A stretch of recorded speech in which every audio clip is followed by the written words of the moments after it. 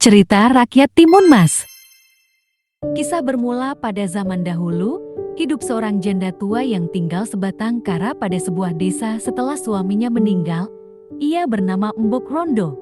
Karena kesepian, ia sangat mendambakan kehadiran seorang anak di hidupnya.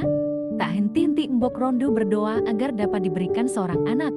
Hingga suatu ketika, ia bertemu dengan raksasa yang dapat mengabulkan permohonan Mbok Rondo untuk memiliki anak. Namun dengan syarat, ketika dewasa, anak itu harus diserahkan kembali pada raksasa yang ingin menjadikannya sebagai santapan. Mbok Rondo pun menyetujui hal tersebut karena keinginannya begitu besar untuk memiliki anak. Raksasa tersebut kemudian memberinya biji mentimun agar ditanam dan dirawat. Siapa sangka beberapa waktu kemudian, buah ketimun yang ditanamnya tumbuh sangat besar dan berkilau seperti emas. Perlahan, Mbok Rondo membelahnya dan betapa terkejutnya ia saat mengetahui isi mentimun tersebut adalah seorang bayi cantik. Rasa bahagia menyelimuti hati Mbok Rondo yang kemudian memberi nama bayi tersebut sebagai Timun Mas. Waktu berlalu, Timun Mas tumbuh menjadi gadis cantik nan jelita, juga anak yang penurut dan sangat disayangi Mbok Rondo.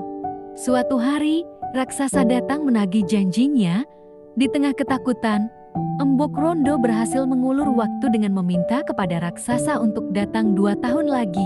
Saat usia Timun Mas 17 tahun, Mbok Rondo mengatakan, saat ini Timun Mas masih sangat kecil dan dagingnya tidak akan enak untuk disantap.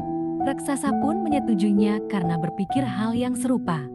Tak terasa, waktu semakin dekat menuju Timun Mas berusia 17 tahun. Suatu hari Mbok Rondo mendengar suara gaib dalam mimpinya. Hai Mbok Rondo, kalau kau ingin anakmu selamat, mintalah bantuan kepada seorang pertapa di Bukit Gandul. Karena tidak ingin Timun Mas jadi santapan raksasa, Mbok Rondo segera menemui pertapa.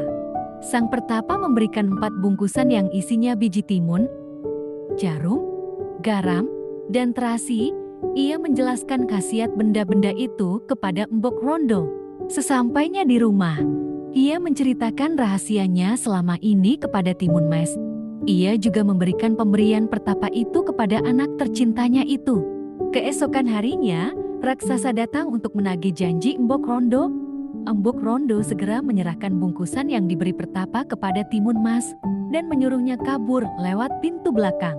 Raksasa yang mengetahui Timun Mas kabur, akhirnya mengejar gadis tersebut. Dalam pelariannya, ia menebar biji mentimun di hutan. Ajaib, biji mentimun berubah menjadi ladang mentimun yang lebat buahnya. Raksasa pun langsung melahap buah-buah tersebut yang menambah tenaganya. Berhasil melewatinya, raksasa kembali mengejar Timun Mas. Di saat bersamaan, Timun menyebarkan jarum di atas tanah. Jarum-jarum itu berubah menjadi hutan bambu yang lebat. Raksasa berusaha menembusnya. Meski harus melukai tubuhnya karena tergores dan tertusuk bambu, berhasil melewati hutan bambu, ia terus mengejar Timun Mas. Timun Mas segera membuka bungkusan garam. Seketika butiran garam itu berubah menjadi lautan. Namun, lagi-lagi raksasa mampu melewatinya dan terus mengejar Timun Mas. Hingga tersisa 1 bungkusan terakhir yang berisi terasi. Timun Mas segera membukanya dan seketika terbentuklah lautan lumpur yang mendidih. Raksasa pun terjebak dalam lumpur dan tubuhnya perlahan tenggelam.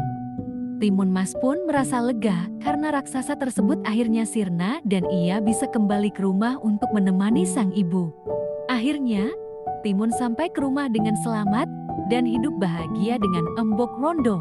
Selesai. Terima kasih.